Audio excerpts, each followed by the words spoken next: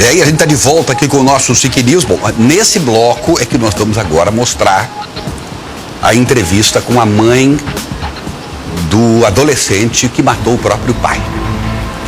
Na verdade, nós durante a noite de ontem, nessa madrugada e durante o dia inteiro, nós tentamos ouvir amigos do médico, familiares, vizinhos, colegas de trabalho, colegas da secretaria e lamentavelmente ninguém quis falar, especialmente sobre a relação dos dois. Ontem, claro, e hoje nós mostramos alguma coisa, nós acabamos mostrando algumas entrevistas, mas muito formais, no velório, por exemplo, né? Mas a gente queria se aprofundar um pouco mais como o jornalismo exige e humanizar as matérias, humanizar o noticiário, para que a gente pudesse acompanhar e saber um pouco mais da relação pai e filho. Lamentavelmente, enquanto nós procurávamos familiares do garoto, da mãe do garoto, a mãe biológica, e também familiares e amigos do médico Alexandre Miller, e sempre em vão, depois de um primeiro contato, nós conseguimos, mais tarde, recebemos um telefonema, a Elisângela recebeu esse telefonema, da mãe do garoto que havia refletido e achava que era importante falar um pouco, contar um pouco do outro lado da história. E isso você vai ter detalhes daqui a pouco. E evidentemente, se amanhã alguém quiser falar e contradizer, além do programa ser democrático, como eu disse, a isenção do nosso jornalismo e o direito ao contraditório que tem que imperar sempre está valendo aqui também. Amanhã estamos à disposição, porque temos que não só pela notícia em si, que acho que a notícia até já passou, mas fazer uma grande reflexão, e isso nós fizemos hoje no programa Papo de Redação no rádio, e uma ampla discussão, e os ouvintes participaram muito dessa relação pai e filho. Como é que essa coisa tem que se dar e como é que está acontecendo hoje no nosso mundo, em que pais e filhos cada vez mais distantes uns dos outros. Agora,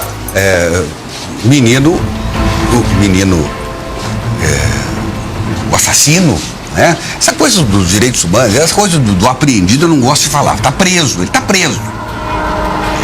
Claro que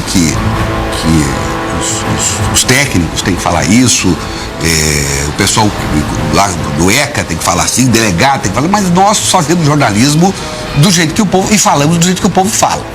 A própria mãe, numa hora, diz: meu filho, como é que é? Está apreendido, ela faz uma correção, mas está preso e é o assassino. De qualquer forma, você conversou com a mãe, por que ela resolveu, e ela vai dizer isso, mas adianta para eu, por que ela resolveu dar essa entrevista justamente para nós? O que ela alegou para se posicionar no momento, horas após o enterro do médico e a prisão do seu filho? Olha, ela foi muito enfática, a dona Marinês Silva foi muito enfática ao dizer do jornalismo verdade, do jornalismo isento e que conta os fatos como eles realmente são.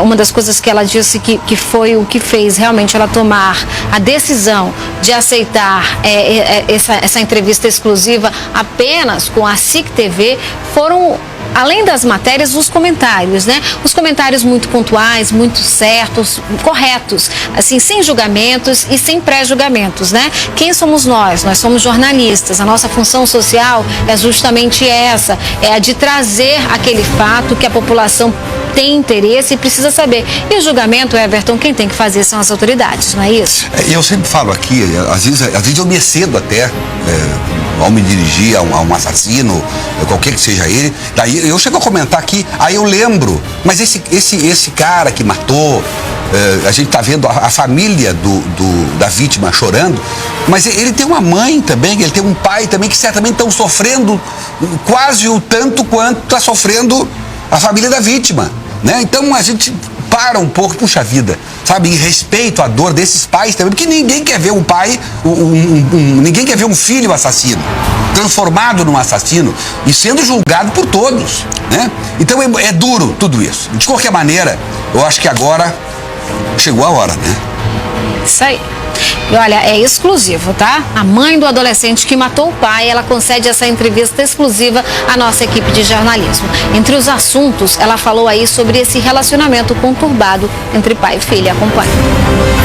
Marinês, você, então, com 17 anos, conheceu o doutor Alexandre, que na época tinha 40 anos. Isso foi em que época e em que circunstâncias vocês se conheceram? Foi em 1998, nós nos conhecemos numa festa de formatura. Foi um relacionamento rápido? Como foi que chegou até o bebê? Não, nós vivemos 4 anos juntos, né? Até, contando com a época, depois do nascimento do neném, né? Depois de 3 anos com ele, eu engravidei. E tivemos um relacionamento muito bom até o nascimento do neném. E a partir daí, o que foi que aconteceu? A partir do momento que o menino nasceu, meu príncipe virou sapo, né?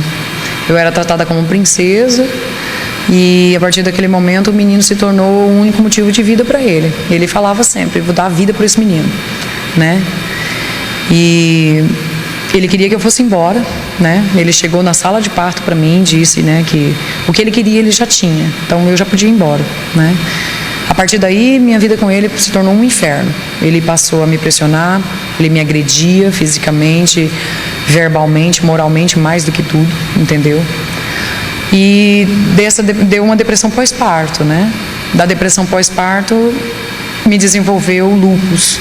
É uma doença imunológica, pouca gente conhece, né? Que acomete todos os órgãos, é uma doença crítica, né? E eu, no meados de novembro, já meu neném com 11 meses, eu fiquei muito mal. Todo mundo pensou que eu fosse morrer. E aí eu fui encaminhada para João Pessoa. Eu fui para a UFPB fazer o tratamento lá. Eu passei 3 meses lá, meu neném estava com 1 ano e 1 mês, quando ele chegou com o neném lá e me mandou embora, né? Quando eu arrumei a bolsa do neném, a família dele toda foi contra que eu trouxesse o menino, né? Ele não queria que eu trouxesse o menino, não me deixou trazer o menino. E ele teve uma frase assim que eu vou guardar para o resto da vida, né? Você é pobre e doente, você não tem cacife para criar o meu filho. A partir daí eu passei a ver o meu filho uma vez no ano, né? Porque eu ia daqui, trabalhava o ano inteiro só para comprar uma passagem para ir ver o meu filho. Eu fiquei aqui na rua, uma amiga da época que me acolheu com o meu outro neném, né?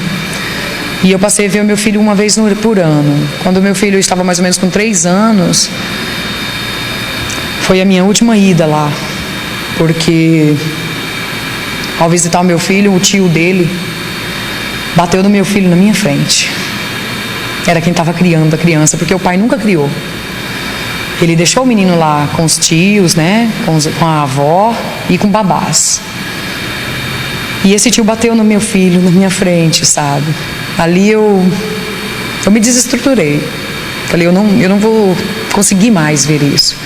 Então eu parei de ir lá ver o meu filho, mas eu ligava, mantinha contato com ele o tempo todo. Como era seu relacionamento com seu filho? Ele agora é um jovem de 16 anos. Como é que era esse relacionamento de mãe e filho? Nós dois temos gênios fortes. Além de gênio forte, que eu acho que não é o que conta, não é o que importa, eu sou muito rígida. Eu tenho amigas que me chamam de sargentona.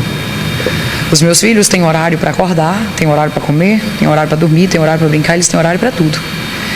E o meu filho em questão, ele não foi criado com limite de nada.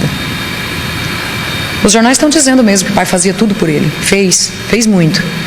Mas o amor que era para ser dado para o meu filho foi substituído por dinheiro. Isso que me diz que meu filho pressionava o pai por dinheiro, não desta forma.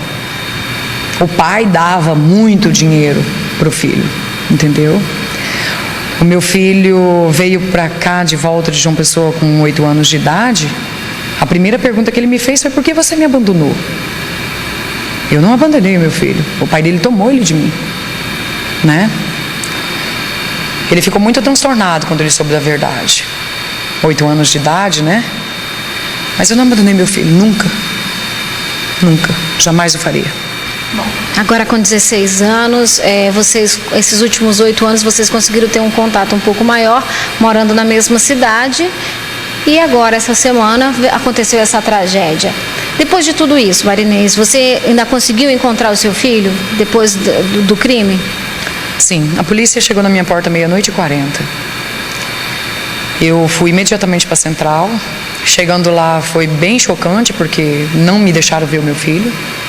Perguntei se com um advogado eu poderia ver o meu filho, disseram também que não. Mas mesmo assim eu liguei para um amigo que foi lá, né? E entrou, conversou com o delegado.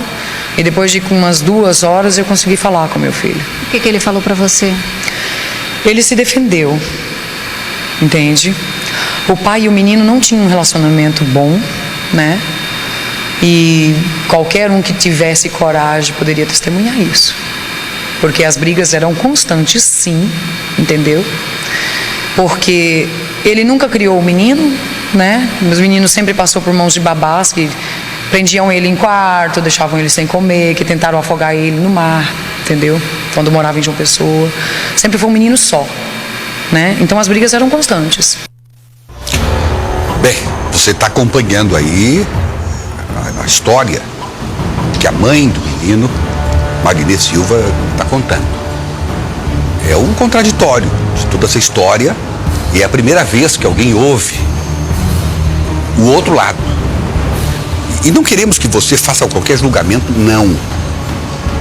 O que nós queremos apenas é chamar todos para uma grande reflexão. A reflexão das relações hoje na família. A relação do pai com o filho, do filho com o pai, da mãe e por aí vai. Então é isso que nós estamos chamando nesse momento. O primeiro impacto da notícia já foi. Foi ontem, quando nós demos a notícia, quando nós falamos a exaustão do assunto, quando nós nos irritamos com tudo aquilo que aconteceu, lamentamos profundamente tudo isso, demos graças a Deus que o assassino foi para a cadeia, né? Alguém vai dizer que está só apreendido, mas não importa. Eu falo como o povo fala, está preso. Mas nessa hora é o momento agora passado o impacto do crime, vamos ouvir as partes. Nós tentamos hoje ouvir muita gente ligada ao Alexandre Miller e lamentavelmente não conseguimos. As pessoas não querem falar, enfim, mas mãe é mãe. Como ela ouviu, inclusive daqui, noticiário, leu, né? E de alguma forma, havendo algum tipo de julgamento sobre tudo isso, ela achou que ela, como mãe, deveria dar a declaração que ela está dando para nós, confiando especialmente na isenção do jornalismo Verdade, da Record, da SIC TV. É isso mesmo. E a segunda parte da entrevista exclusiva com o Marinês Silva, a mãe do adolescente de 16 anos que matou o pai, o médico Alexandre Miller, você acompanha no próximo bloco e vai mostrar aí como é que era esse relacionamento do pai do filho e o que o filho falou para a mãe após cometer esse crime, como é que foi esse encontro de mãe e filho. E também a gente tem mais uma outra matéria, né, Everton? Certo, ele aqui. Vamos agora para segunda parte. A segunda parte da entrevista é o direito ao contraditório. Nós falamos aqui. Marinês Silva, a mãe.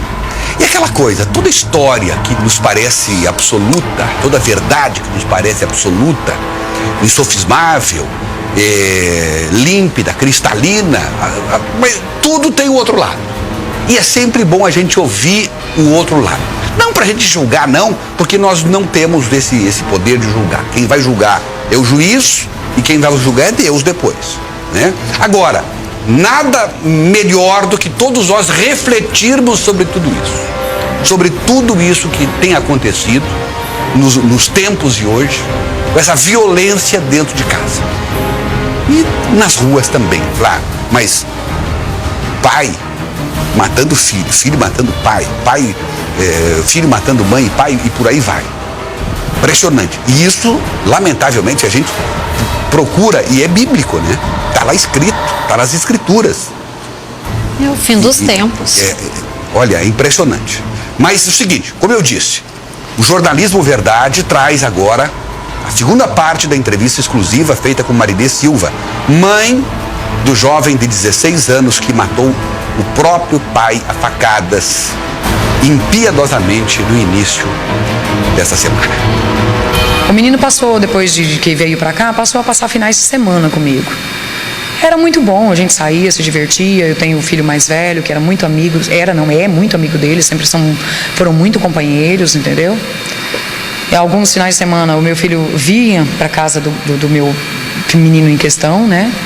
Na casa do doutor. E o nosso relacionamento foi muito bom, sempre foi muito bom, sempre foi muito bom. Nessa defesa, Marinês, o que ele chegou a te dizer? Qual foi a palavra que ele te disse? Como é que foi esse momento quando vocês ficaram cara a cara? O que aconteceu? Ele me contou tudo o que aconteceu, né? É inevitável voltar, sempre voltar. Estou sempre voltando à história. É inevitável. Por quê? O meu filho hoje está com 16 anos, ele fez agora em outubro. Mas o meu filho passou a morar sozinho desde os 13 anos de idade, sozinho. 13, 14, 15 anos ele morava sozinho. Sozinho. O pai comprou, arrumou, alugou um apartamento e colocou meu filho para morar sozinho. Eu acho que não deveria, né? Mas ele era o responsável pelo menino. Nada do que eu dizia era levado em conta, né? O menino nunca quis ir morar comigo. Eu moro muito distante do centro. Eu não tenho uma boa vida, entendeu? Eu trabalho para sobreviver, né? Verdadeiramente sobreviver. Todo mundo que me conhece pode dizer quem eu sou eu, né? Trabalho muito para viver, né? Ele nunca quis morar comigo. Ele cresceu numa vida de luxo, né? Um ano atrás, mais ou menos, quando houve uma ameaça, né, para esse pai de ser denunciado porque o menino vivia sozinho, ele encontrou uma senhora amiga dele e essa senhora passou a dormir com o menino, né, como governanta. Então meu filho sempre morou sozinho. Depois do escândalo que teve, e espero que isso seja dito, né, porque isso ninguém diz, do ex-secretário, eu não sei por que ex, você sabe? Né? Ele simplesmente pegou a esposa dele e se infiltrou nesse apartamento onde meu filho morava sozinho. Como que meu filho ia ter uma boa relação com uma mulher que ele não conhecia? Não ia ter. Ele vivia só. Se ele já não tinha com o pai, imagine com outra mulher. Mas não brigavam. Não era coisa de dizer, brigou, agrediu. Não. Porque o meu filho é um menino tranquilo, apesar de tudo. Ele é desobediente. Ele não tem regras, mas ele não é um menino agressivo. Entendeu? Então, a partir do momento que eles passaram a morar no apartamento do meu filho, a briga foi constante, né? É só aumentando. Só aumentando. Até chegar ao ponto onde chegou. Até chegar ao ponto onde chegou. Até esse momento da tragédia, nessa noite, o que aconteceu? Não tinha comida em casa, saíram, se alimentaram, meu filho permaneceu sem se alimentar. Quando eles retornaram, eles deram dinheiro, como sempre, para o menino sair e se alimentar. Ao retornar, essa mãe que está dizendo aqui nessa matéria, que essa é a primeira vez que eu estou falando com alguém, né? Disse que o menino ficou chutando a porta. Eu acredito, porque ele ficou 40 minutos chamando, entende? Meu filho me disse que eles respondiam lá dentro e não abriam a porta. Ela testemunhou, ela disse não sei para quem, que ela abriu a porta. O meu filho disse que ele abriu a porta. E ao abrir a porta foi agredindo ele. O momento que tudo aconteceu foi objeto errado na hora errada, entende? No local errado. O pai, com as suas manias, para tirar a privacidade do menino, porque ele queria a todo custo que o menino voltasse a morar comigo, para que ele ficasse lá com a esposa dele, né? Ele tirou as maçanetas da porta do quarto e do banheiro. O único jeito de quando o menino fechava a porta do quarto e do banheiro era puxar com uma faca, porque ela ficava seladinha, né? Alguém já deve ter quebrado a maçaneta da porta, né? E ter que abrir com alguma coisa. Então, na hora que o menino foi escovar os dentes, porque ele usa aparelho, né? O pai entrou no banheiro agredindo o menino. No momento que ele agrediu o menino, né? Ele xingou o pai e empurrou ele, né? E xingou, agrediu mesmo verbalmente o pai dele muito, né? E o pai dele olhou para ele e falou assim: você é um doente, você é um louco, você é doente igual a sua mãe, né? Ele buscou lá a história do lúpus, aquela coisa toda, e provavelmente querendo insinuar que eu era louca, né? Como sempre isso acontece, né? A mãe sempre é a louca.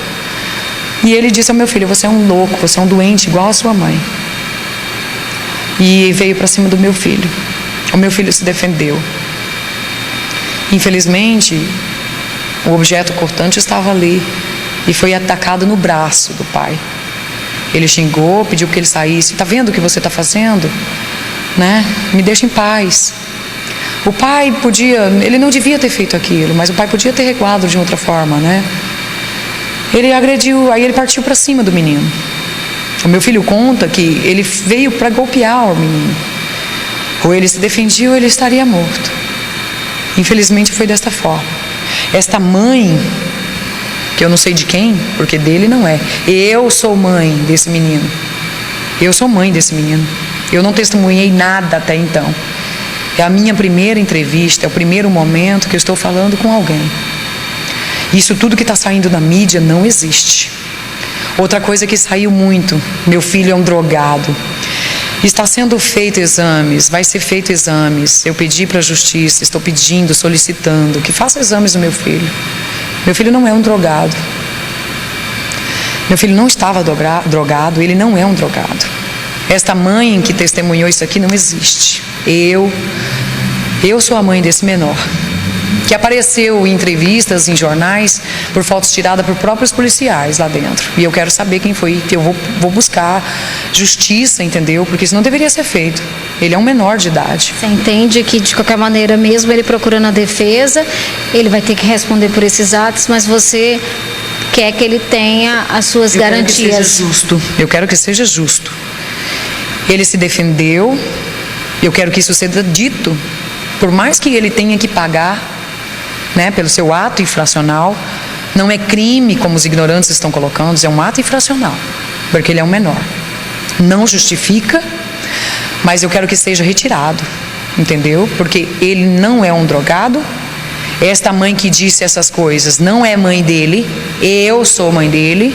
Eu exijo que ela responda, porque está muito claro aqui. Se vocês puderem, não sei se podem mostrar.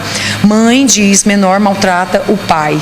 A Marinês, ela está falando das diversas matérias que saíram em vários sites, jornais, em diversos veículos de comunicação.